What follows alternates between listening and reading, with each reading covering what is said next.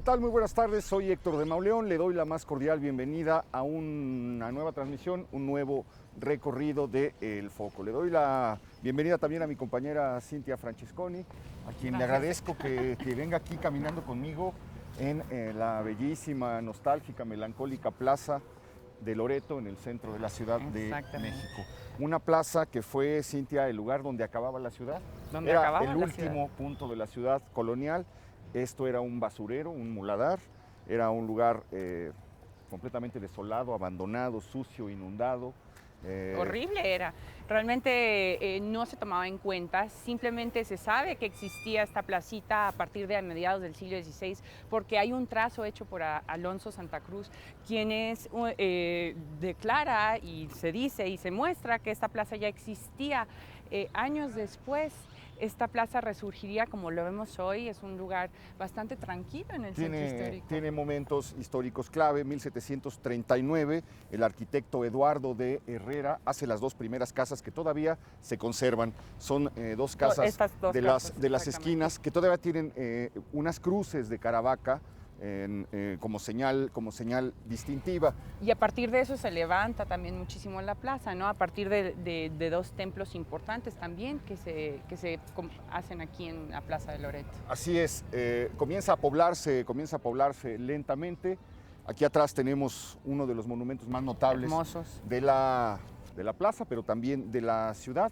Es una fuente que hizo Manuel Tolsá y que decoraba la esquina de Bucareli y Barcelona hasta 1925 y que fue traída a este lugar, reemplazando una de 5 chorros que había y que duró muchísimo tiempo, pero que además ayudaba a que esto se convirtiera en un lodazal también, ¿no? Sí, bueno, era una pila de agua con la que los vecinos podían surtirse, y como estaba mal hecha y se desbordaba, era un terreno muy cenagoso. Es emocionante caminar en lo que fue, hay que pensarlo, en lo que fue algún día el límite de la Ciudad de México, el límite oriental.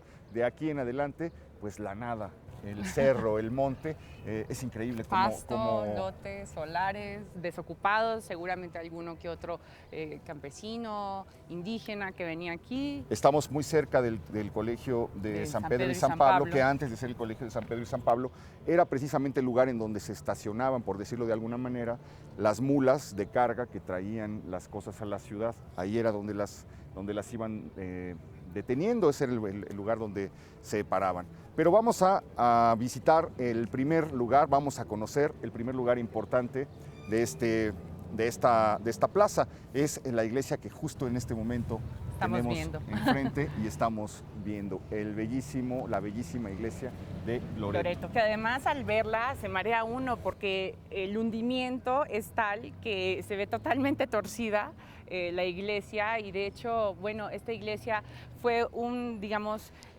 proyecto hecho por el conde de Basoco, que decide armar esta iglesia para dedicársela a la Virgen de Loreto.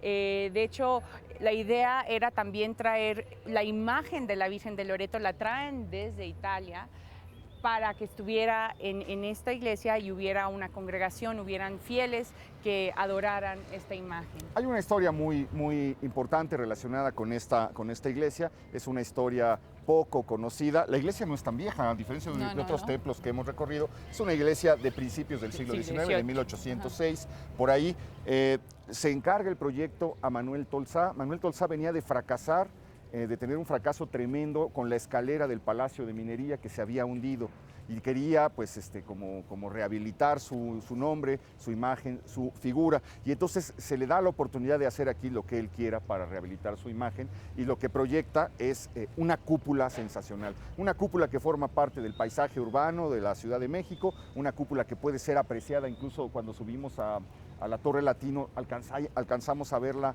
desde ahí. Es una cúpula completamente llamativa, es una solución arquitectónica muy complicada la que hace Tolsá, y bueno, en medio de esta fachada que mantiene ya un poco la simpleza, había quedado atrás el barroco y mantiene una cierta simpleza propia del nuevo tiempo, de las nuevas escuelas arquitectónicas. Sin embargo, también fue un proyecto que hasta cierto punto fracasa, tienen que cerrar la iglesia porque se empieza a venir abajo, sacan la imagen de la Virgen de Loreto. Sí, lo que pasa es que Tolsá le encarga el proyecto, diseña la cúpula, pero le encarga el proyecto a dos arquitectos, claro, a sus Ignacio asistentes. Castera y Agustín de Paz, que fracasaron también porque, como dice Cintia, el hundimiento del edificio es notable. Estaba cerrado el templo durante 50 años, abandonado al culto porque la gente cree que se va a caer. Hay una historia curiosa. ¿Por qué no vamos entrando mientras platicamos esto? Sí. Quiero decir que pues sí, es que hay una historia curiosa con respecto a la imagen de la Virgen de Loreto que traen desde Italia. La trae el jesuita Juan B. Zappa y cuando la traen todos se quedan sorprendidos aquí en la Nueva España porque la imagen era morena, era una Virgen morena. Que viene, pues obviamente hay mucha mestizaje, mucha mezcla en Italia, y cuando llegan saben que la gente de la Nueva España tal vez no iba a aceptar esta imagen de esta Virgen morena, así que la cambian de color y la vuelven blanca. Esa es una historia muy particular, muy curiosa, que ahorita cuando veamos la imagen de la Virgen... Claro, una leyenda asociada al templo. A mí yo quisiera llamar la atención con la portada, porque los elementos de la portada son completamente distintos a los que se encuentran en todas las iglesias de la Ciudad de México. Cuando usted pase por aquí, deténgase un momento a observarla. Los motivos ornamentales son ya propios del siglo XIX, son motivos claramente distintos a los barrocos, a los manieristas, a todo lo que conocemos de los templos de la Ciudad de México. Pero ahora estamos entrando al interior de la iglesia. Es una iglesia también única, porque la maravillosa cúpula que diseñó Tolsá, la cúpula es impresionante, el cimborrio que le llaman, obligó a que fuera sostenida por 6 columnas que hacen el interior del templo circular. Es un templo prácticamente de ascendencia europea, no tanto mexicana, colonial, a la manera en la que estamos acostumbrados. Vale la pena detenerse aquí, alzar la vista. Está un poco maltratado, un poco abandonado, un poco descuidado los frescos, pero el aspecto de la cúpula con sus vitrales es verdaderamente portentoso, verdaderamente notable. Sí, son como 1, 2, 3, 4, 5 bóvedas, 6 bóvedas, y tiene forma como de cruz, ¿no? De todas formas, cruz latina un poco. Vale la pena que visite este lugar, que se detenga aquí donde estamos detenidos en este momento, que observe con mucha calma. Las figuras se están perdiendo, ojalá que no se pierdan del todo los dorados.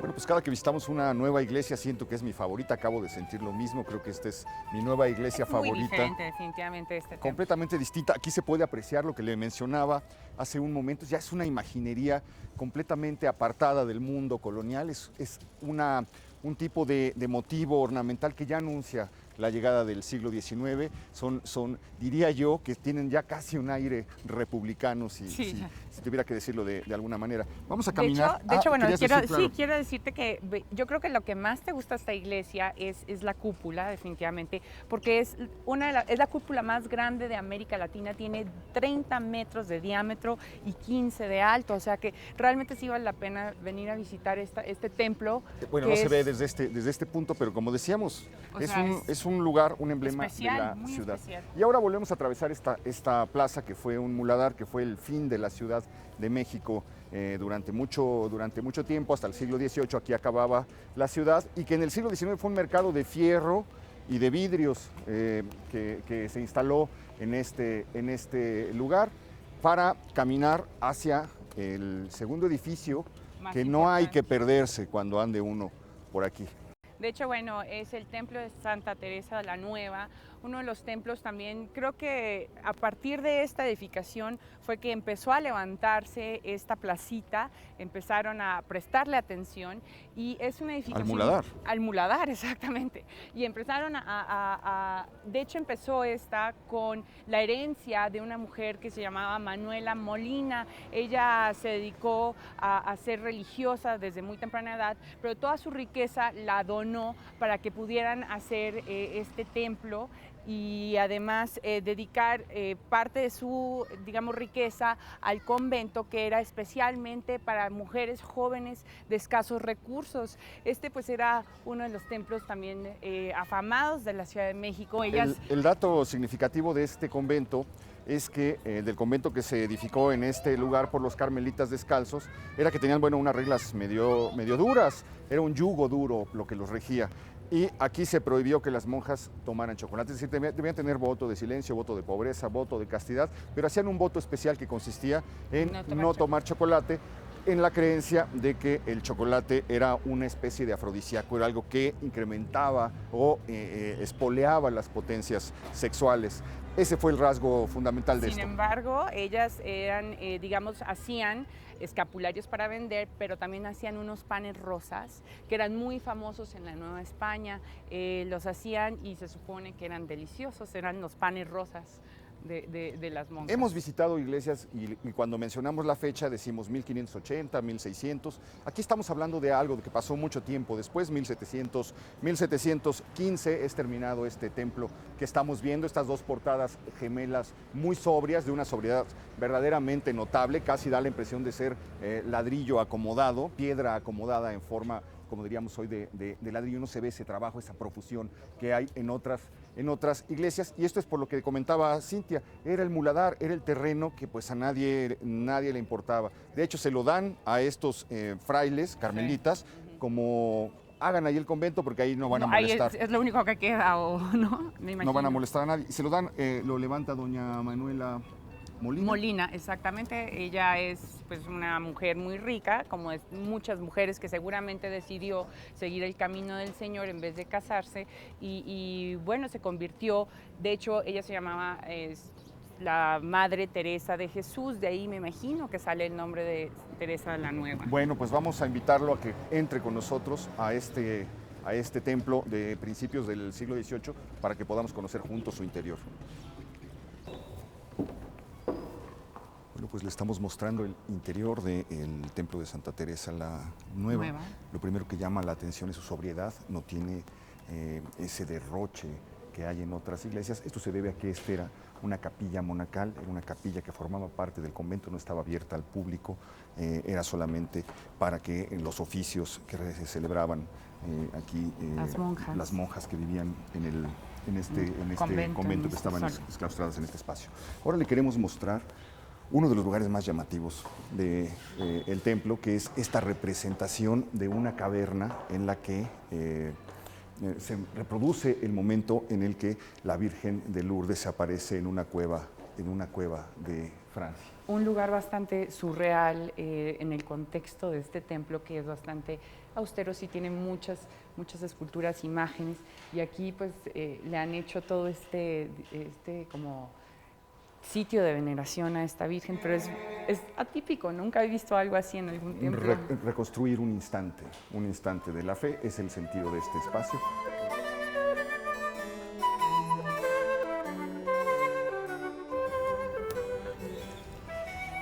Realmente una iglesia muy diferente a la que tenemos aquí a contraesquina, y un convento que me imagino que en su época realmente dio mucha alegría y ayudó mucho a la Ciudad de México a que esta área se poblara y resurgiera. De hecho, bueno, el convento, la parte del convento se cayó, tuvieron que derribarla, pero crearon lo que hoy tenemos, la Escuela Nacional de Ciegos. Ahí ayudan a todas las personas que tienen ceguera a recapacitarse. Ok, pues vamos a seguir caminando por los alrededores de la plazuela de Loreto para entrar en la calle que vamos a recorrer propiamente este día, que es la calle de Justo Sierra, la continuación de Donceles, que en dos de sus tramos se llamó de Montealegre y de Chavarría. Justamente estamos llegando a la esquina, vamos a doblar en este momento porque vamos a pasar enfrente del lugar donde estuvo la primera sinagoga construida en la Ciudad de México en 1934. La tenemos aquí del lado izquierdo. Es una construcción muy sobria, pero el objetivo fundamental de nuestro recorrido es acercarnos a la llamada Casa de la Custodia. Es una casa que encierra una de las historias más atractivas y fascinantes en la historia de la Ciudad de México. Acompáñenos.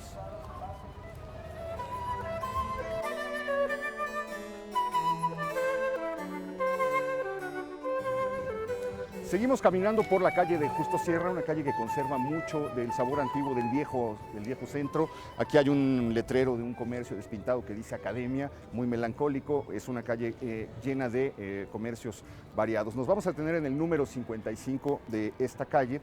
Cuando usted camine por aquí, yo le recomendaría que alzara la vista, que se apartara unos metros de la fachada y alzara la vista, porque arriba se encuentra uno de los símbolos más misteriosos que hay en la ciudad. Es un nicho que en lugar de un santo contiene la imagen de un brazo que sostiene una custodia. Esto remite a una de las tragedias más grandes que sufrió la Ciudad de México, el incendio del Templo de San Agustín en 1676, y alrededor de él hay una historia que está relacionada con esta casa, Cintia. Exactamente, bueno, y es que esta casa era del capitán Juan Chavarría de Valero, quien era caballero de la Orden de Santiago, un hombre que fue muy bondadoso, que además ayudaba muchísimo a las monjas agustinas del Templo de San Lorenzo, un hombre que fue conocido como héroe. Vamos a entrar a ver.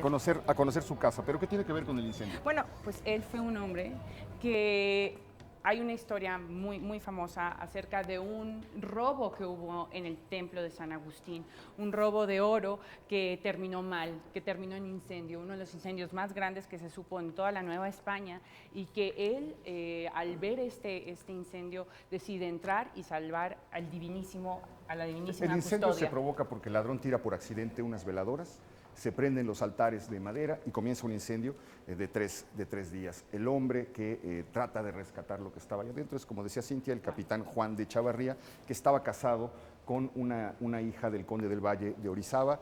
Juan de Chavarría vivió en este sitio, y en memoria de esa proeza de haber logrado salvar la custodia, es por lo que está el brazo en este lugar. Pero alrededor de esta historia hay un lugar, un espacio anexo que formaba parte de la casa de Juan Chavarría, que es muy misterioso. Es un espacio que nadie ha visto nunca. Lo vamos a explorar. Que está increíble. Por primera vez. Vamos caminando para allá. Vamos a verlo desde arriba.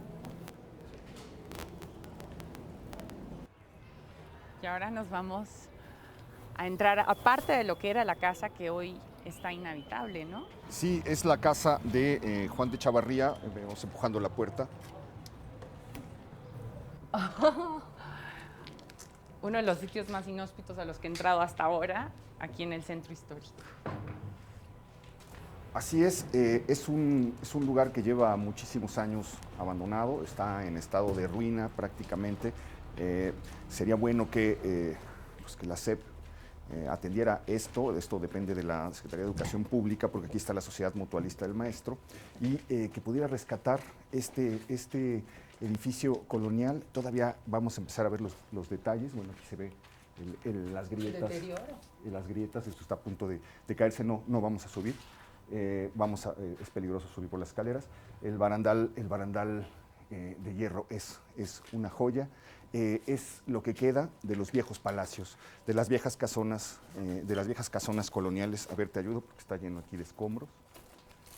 La verdad, lo que vemos en este momento a caminar hacia lo que era el patio de la casa de Juan de Chavarría, el hombre que salvó la custodia, el Santísimo, del incendio del Templo de San Agustín, en una época en la que no había bombas de agua, en una época en la que la única manera de apagar un incendio grande era provocando el derrumbe de los edificios, y en el que se usaba escribir cartas falsas, que según esto escribían los santos, diciendo que el cielo había ordenado que el incendio terminara, haciendo rezos, etc. Bueno, pues creo que estamos ahorita, yo creo que en el segundo patio de lo que podría haber sido su casa. Me imagino que hacia arriba eran las habitaciones, y aquí seguramente a la entrada vimos las escaleras, y aquí seguramente al lado izquierdo era donde se hacían las reuniones o la sala. Pues sí, las dependencias, las accesorias están aquí abajo, y como siempre las habitaciones arriba. Todavía se alcanzan a ver algunas vigas que sostenían los techos, y estas vigas pues están ya apolilladas, completamente en ruinas.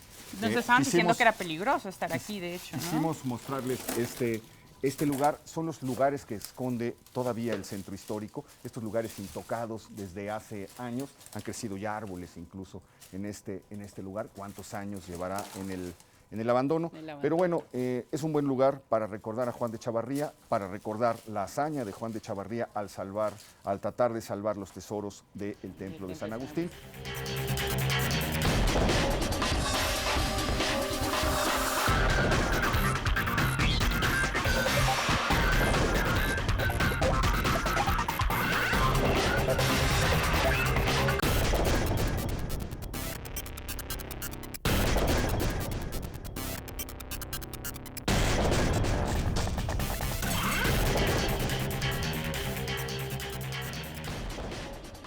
Bueno, pues dejamos atrás ese espacio en ruinas. Uno se pregunta dónde está el INAH, dónde está el INBA, dónde está el CONACULTA, cómo es posible que un tesoro histórico de esa naturaleza se encuentre en esas condiciones, dónde está la SEP. Pero bueno, mientras pensamos en esto, llegamos a, como le decía, nuestra siguiente parada, el bellísimo edificio que alberga a la Sociedad Mexicana de Geografía y Estadística. Exactamente. Bueno, aquí es una sociedad importantísima para todos los mexicanos, porque aquí fue donde se hicieron las primeras mediciones, los primeros mapas, las primeras, digamos, censos que se hicieron en nuestro país, con los cuales ellos hicieron aportes tan impresionantes como que pudiéramos hacer leyes, donde pudiéramos poner los nombres, las limitaciones de los estados, de los pueblos, de los municipios. También ellos... En los primeros mapas, es impresionante. La primera visión que se tiene de México surge de los estudios que se realizan en este lugar. Vamos entrando y continuamos platicando allá adentro.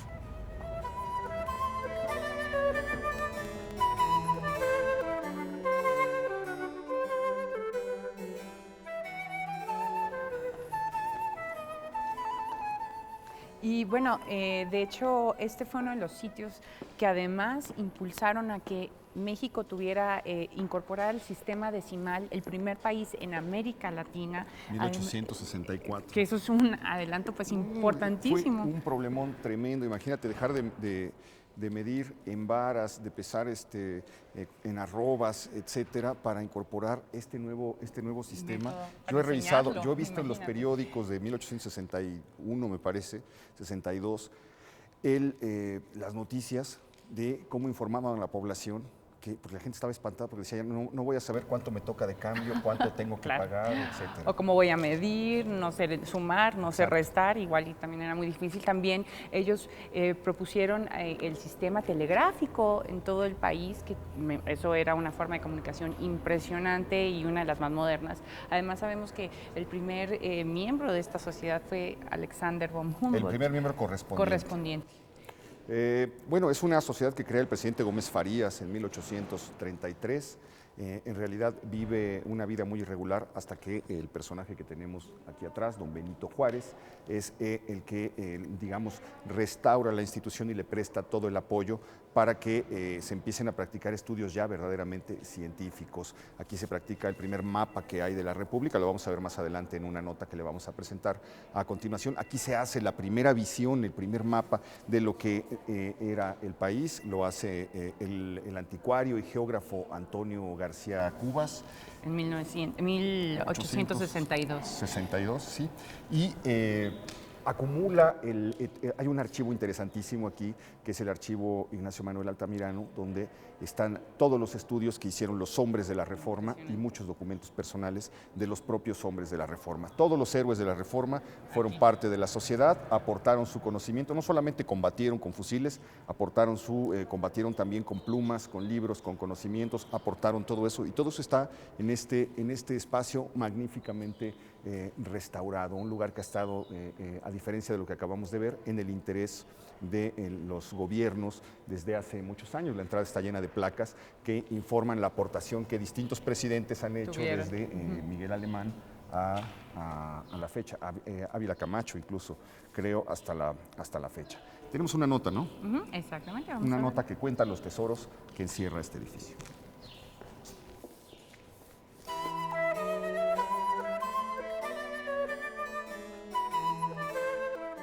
En la antigua casona marcada con el número 19 de la calle Justo Sierra, se aloja la Sociedad Mexicana de Geografía y Estadística, fundada en 1833 por órdenes del presidente Valentín Gómez Farías. A lo largo de 179 años, esta institución ha reunido un valioso acervo sobre investigaciones realizadas en México, que van desde la estadística hasta la antropología, pasando por la historia y las mediciones barométricas, además de una mapoteca con 8.300 ejemplares de diferentes partes de México y otros países. Tanta variedad despierta la curiosidad por saber cuáles serían algunas de las joyas que ahí resguardan.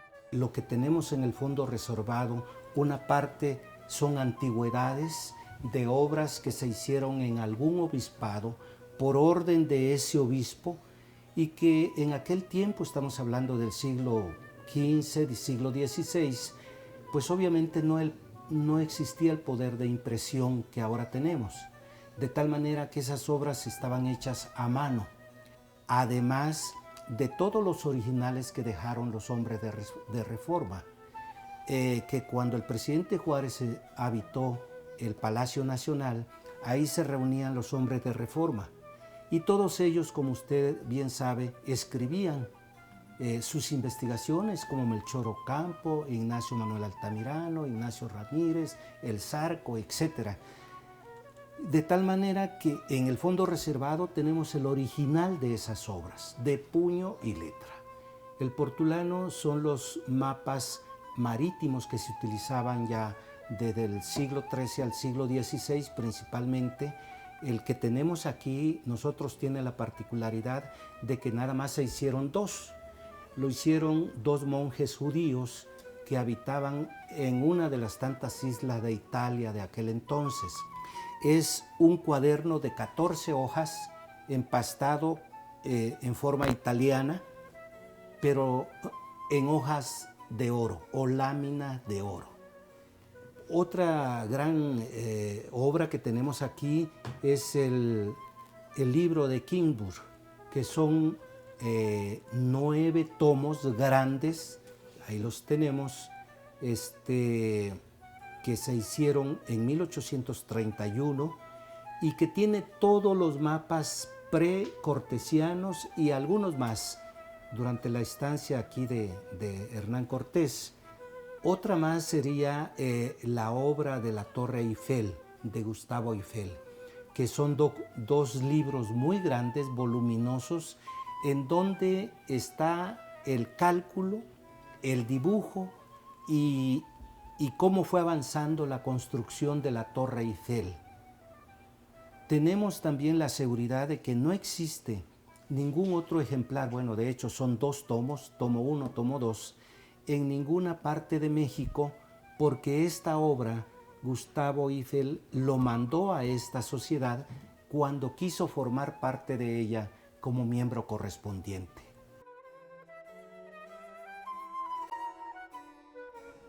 Vamos a cruzar hacia uno de los edificios, el edificio tal vez más importante, de hecho no tal vez, el edificio más importante de esta calle, que es el antiguo Colegio de San Ildefonso. Hay algo que el público no sabe por lo general, que ignoramos todos, es un dato muy perdido, y es que esta fachada es una fachada que no es original. Ajá. Si usted se da cuenta, está demasiado perfectita, sí, es demasiado fake.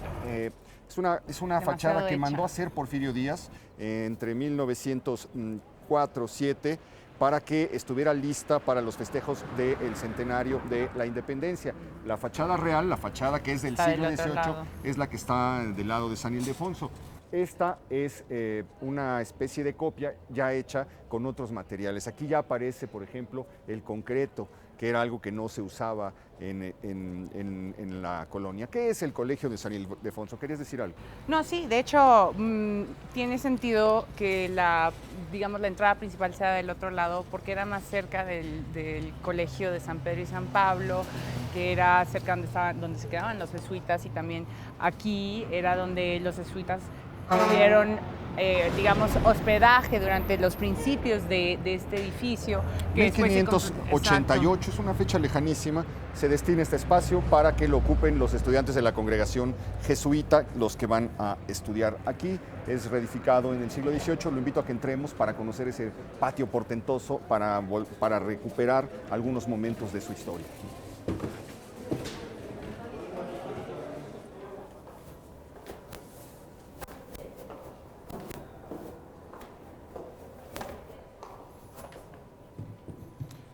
Bueno, estamos ya dentro del patio del antiguo Colegio de San Ildefonso, un espacio que ha tenido diversos destinos desde que los jesuitas fueron expulsados en el siglo XVIII. Comenzó a tener funciones de cuartel, de almacén. Parece que aquí estuvieron los franceses durante la intervención francesa, acuartelados en este espacio. Juárez y Gavino Barreda, cuando introducen la educación positivista, hacen de este espacio el gran centro de enseñanza, la primera escuela nacional preparatoria, donde a lo largo de muchísimos años las generaciones más destacadas de mexicanos caminarían, cursarían sus estudios, poblarían los pasillos. Siempre pienso en Octavio Paz cuando estoy aquí. Octavio Paz, que tanta falta nos hace. Y bueno, no solamente habitaron estos lugares, sino que también adornaron sus paredes. Bueno, ustedes saben que José Vasconcelos fue uno de los hombres que realmente impulsó el nacionalismo y además les dio como que una luz a todos estos artistas que emergían en un momento post-revolución y les propuso a muchísimos, como a Diego Rivera, a José Clemente Orozco, a David Alfaro Siqueiros, a muchísimos, a que plasmaran en los muros de uno de los palacios, digamos, sitios más hermosos de la Ciudad de México, todo el sufrimiento, pero también la esperanza del nacionalismo mexicano. Así es en este espacio en donde Diego Rivera pinta su primer mural, en el Anfiteatro Bolívar, el célebre mural de la creación, aunque Juan Cordero ya en 1874 había pintado aquí un mural que se llama El triunfo del conocimiento y de la ciencia sobre la ignorancia y la envidia. Sería como el antecedente del muralismo mexicano, aunque es aquí donde nace esa corriente, es aquí donde hay 27 cuadros, 27 murales, pequeños murales pintados, nada más y nada menos que por José Clemente Orozco. Tenemos una nota que reconstruye este momento que también ha sintetizado Cintia hace unos momentos, el surgimiento del muralismo mexicano asociado a la historia de este edificio. Acompáñenos a verla.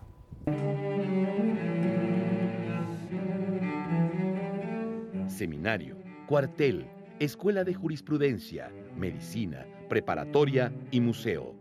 El antiguo Colegio de San Ildefonso ha sido cuna de los movimientos culturales más relevantes de la historia de México.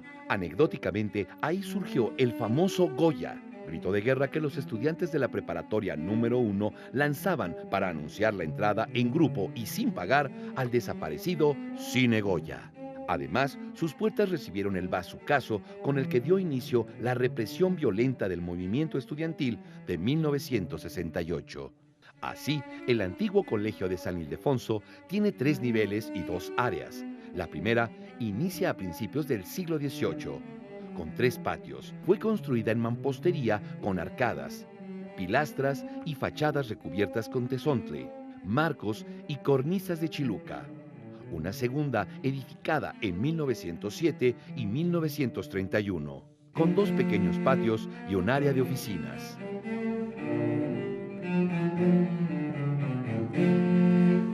Se puede afirmar que el antiguo Colegio de San Ildefonso posee un gran tesoro artístico, representado por 35 cuadros murales, pintados entre 1922 y 1926, por los protagonistas del muralismo mexicano, Diego Rivera, Ramón Alba del Canal, Fermín Revueltas, José Clemente Orozco, Jean Charlotte y Fernando Leal. De todos destaca La Creación, un mural pintado por Rivera en 1922, con el cual se marca el inicio del movimiento muralista mexicano, aunque vale mencionar que el primero fue el que Juan Cordero pintó en 1874 y que tituló Triunfos de la ciencia y el trabajo sobre la evidencia y la ignorancia. De sus aulas surgieron los jesuitas, que en el siglo XVIII configurarían el nacionalismo novohispano y un siglo después propiciarían la independencia, el movimiento filosófico positivista, la generación del Ateneo de la Juventud, sin olvidar que dentro de sus muros se gestó el proyecto que derivó en la creación de la Universidad Nacional Autónoma de México.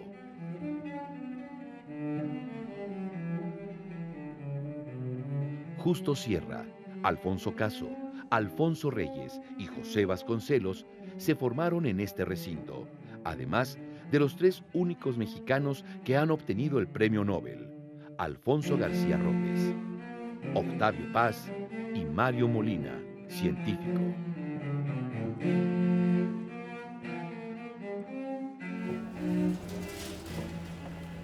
Bueno, pues después de esta inmersión por la historia del muralismo mexicano asociado para siempre a la historia misma del Colegio de San Ildefonso. Nos vamos aproximando hacia el final de este recorrido por la calle de Justo Sierra, que se llamó de Monte Alegre y que se llamó de Chavarría en alguno de sus tramos. No quisiera yo despedir esta emisión sin recordar que precisamente en esta calle está la librería más entrañable de México, la librería que nos ha formado a generaciones y a generaciones en la lectura, la editorial Porrúa, que desde 1940 edita esa editorial que ha sido imprescindible para muchos de nosotros. Esta colección, Sepan Cuántos, en donde muchos de nosotros conocimos las primeras letras, nos acercamos a la novela, nos acercamos al mundo de la imaginación, de la fantasía. El primero que sacaron de esa colección. Parece que sí. Yo tengo registrado que en el 40 aparece las 100 mejores poesías líricas mexicanas. No sé si está dentro de la colección ya de Sepan Cuántos, pero sí, seguro en Sepan Cuántos pues están los libros, muchos de los libros más queridos por muchos de nosotros. Estamos aquí justo en la esquina de Porrúa. Queda un espacio de este lado que fue lo que el Templo Mayor se llevó, pero bueno, pues nos estamos aproximando al final de este recorrido. Vamos a seguir caminando la ciudad, vamos a seguir caminando el centro. Queda muchísimo que recorrer, Cintia. Exactamente, no deje de acompañarnos, no deje de mandarnos todos sus comentarios. Escuchamos o leemos más bien todos sus comentarios y tratamos de ponerlos a práctica y corregir y además agregar todo lo que ustedes, todos sus comentarios y todo lo que quieran para el programa. También queremos darles los ganadores de los libros que queremos regalarles a ustedes. El primero que escribió fue Antonio Rueda Díaz y el correo fue deptoluca@hotmail.com. El segundo, Jennifer Rivas, jen.rivas13@gmail.com. El tercero fue alearslers@gmail.com. luzchavezmx@gmail.com. ivane591991@hotmail.com. Pues nosotros vamos a poner en contacto con los ganadores del libro que habíamos ofrecido. Les vamos a escribir a lo largo de esta semana, de estos días. Espero que nos acompañen. Nuestros correos. Nuestros twitters, primero que todo, son @sinfrancesconi y @hdmauleón. Y el del foco es el foco@proyecto40.com.mx. Así es. Bueno, pues ha sido todo. Lo espero la próxima semana, ya lo sabe, aquí en El Foco. Hasta la vista.